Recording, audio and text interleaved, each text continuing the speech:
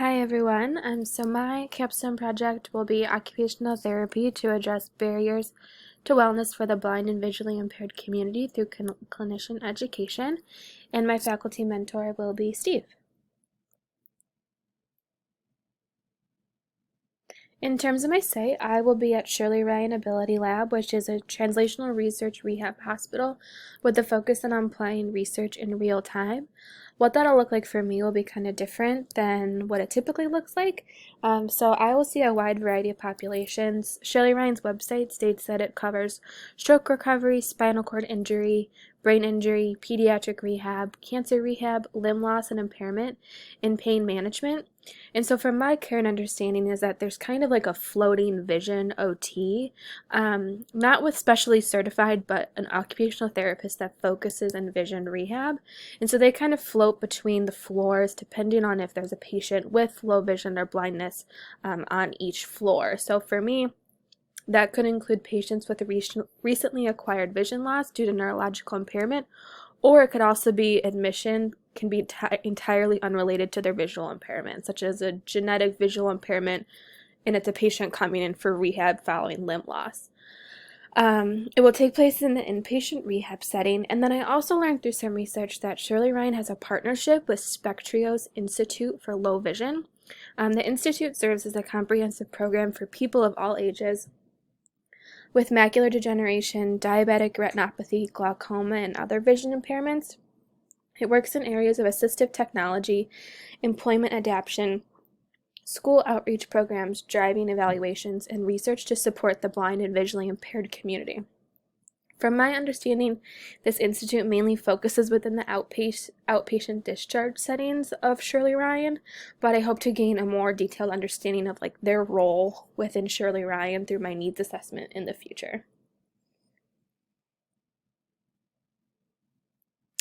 So the problem for this project is that for the visually impaired and blind population, independent health management and accessing medical care can prove to be a barrier to wellness, especially if providers are unfamiliar with best practice to treat their needs.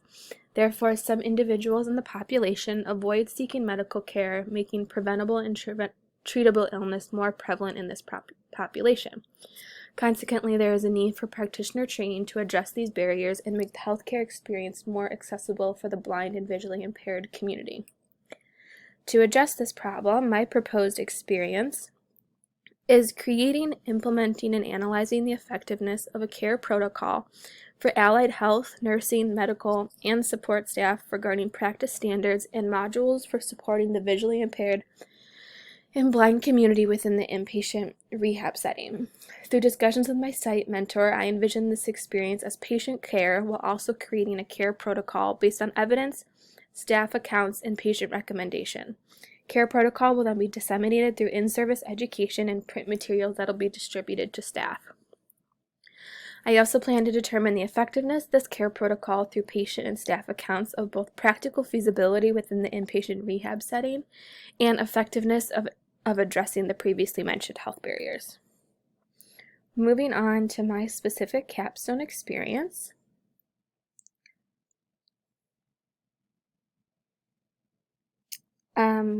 First off, why this and why now? Kind of why this capstone is important to me. This capstone will be significant in addressing barriers to independent health management and accessing medical care for the blind and visually impaired community. By addressing these barriers, the growing population of blind and low vision individuals will have a greater chance at achieving independent health and wellness. Not only is this beneficial for those individuals, but it also serves on a systemic level of reducing healthcare costs for a large portion of the population. I kind of got interested in this topic because my grandfather was completely blind by the time he was around 8, and unfortunately it did affect his access to medical care. We used to joke as a family that his medical record was like half a page long because he never went to the doctor. And unfortunately, he was unable to independently manage his health. He was coughing up blood, but was unable to see it. So by the time that family around him noticed, he was in the final stages of lung cancer and unfortunately passed. So this problem really does affect people in a detrimental way, and for some people it can even lead to poor health management that can lead to death. So I think it's really important, and like I said, it also serves on a way larger level of reducing healthcare costs for this large population. In terms of what the research is saying right now, current data indicates that 284 million people have impaired vision across the globe, and this is more prevalent in individuals with multiple disability, including diabetes and heart disease, which many people know is the leading cause of disability in America. It's estimated that 24 million Americans report at least some functional vision loss.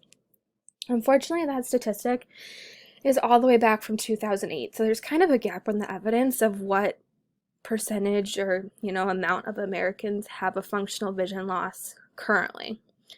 Common barriers to healthcare for this community include coordinating accessible travel accommodations, reading prescription bottle labels and appointment reminders, stereotypes about disability by providers, provider misinformation and lack of appropriately trained staff, lack of material in accessible formats, lack of individualized accommodations, and decreased ability to independently notice early symptoms of illness. Altogether, these factors contribute to decreased independence in health management for the population. However, it would be beneficial to have more information as to the quantity of preventable diseases that were complicated by these barriers and a more recent number on Americans with functional vision loss, like I stated previously. In terms of my needs assessment, I have not had the opportunity at this point to speak directly with my site supervisor. However, when forming the site, a faculty member kind of got an understanding of what they're looking for in terms of their site in particular.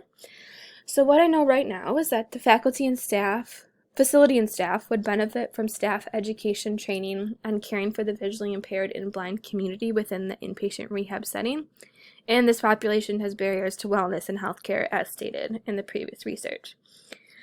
What I'd like to know when I'm able to conduct a more formal needs assessment is to gain information on the current practice standards at Shirley Ryan for supporting the visually impaired and blind community.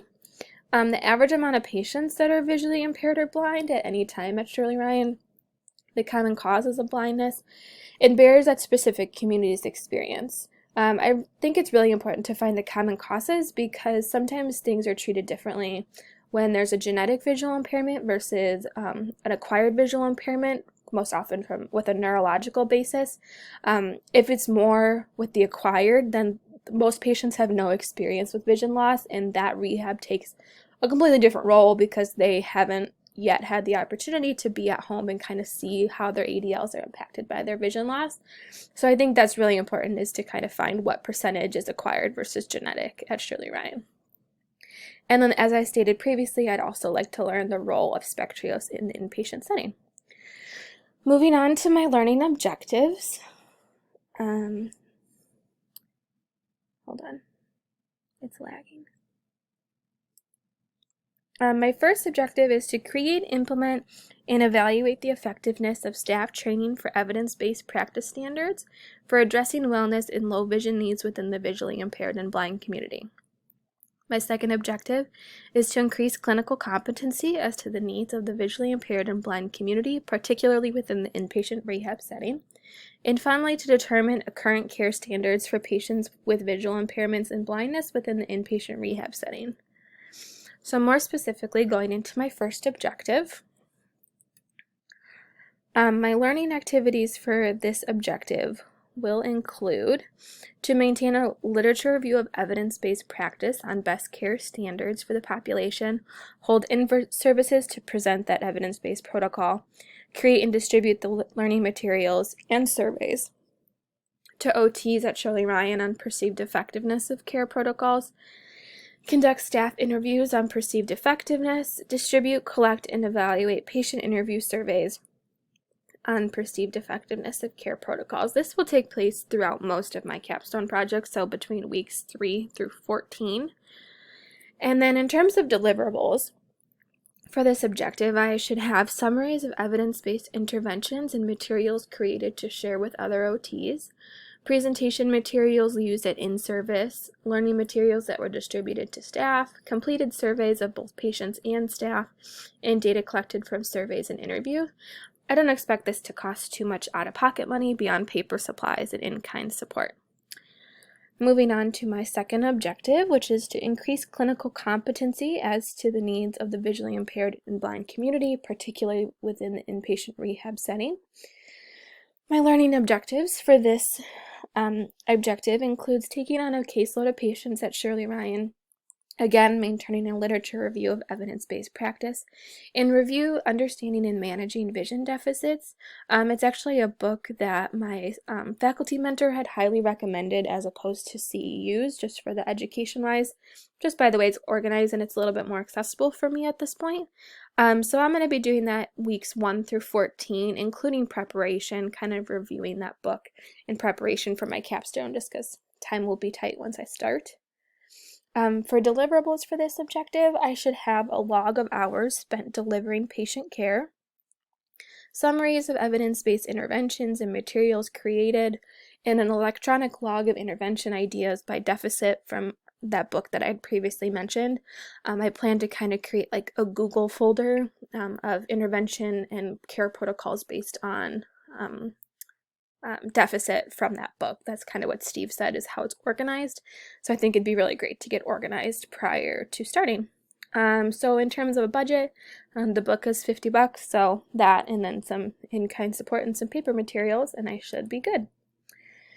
Moving on to my third objective, which is again to determine care standards for patients with visual impairments and blindness within the inpatient rehab setting.